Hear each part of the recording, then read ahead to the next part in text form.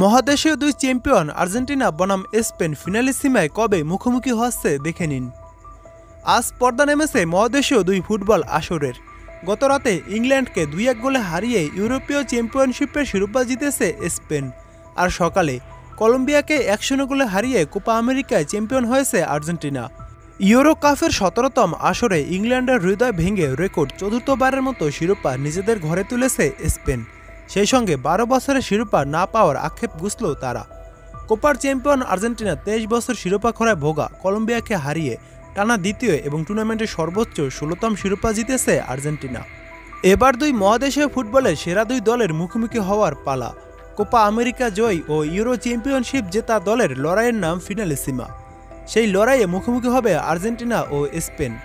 মহাদেশীয় লড়াই শেষ হওয়ার পর এবার ফিনালিসিমার জন্য অপেক্ষা। কনমেবল ও উয়েফার ইতিমধ্যে এটা আয়োজনের সবুজ সংকেত প্রদান করেছে, তবে কবে আয়োজন করা হবে এই ম্যাচ সেটা নিয়ে নির্দিষ্ট তারিখ চূড়ান্ত হয়নি। ধারণা করা হচ্ছে 2025 সালের মাঝামাঝি সময় হবে ফিনালিসিমার তৃতীয় আসর।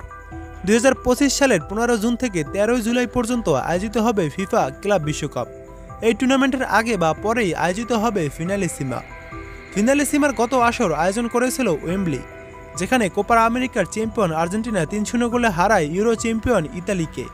তবে ফিনালিসিমা কোনো মেজর ট্রফি নয়। ফিফার দৃষ্টিতে তা অন্য 10টা সাধারণ প্রীতি ম্যাচের মতোই। তবে আর্জেন্টিনা ও স্পেনের 2025 সালের ফিনালিসিমা অনুষ্ঠিত হবে জুলাই বা আগস্টে। যখন শুরু হবে তখন বা তার আগে, তার অনেক আগেই আপনাদেরকে বিস্তারিত জানানো হবে।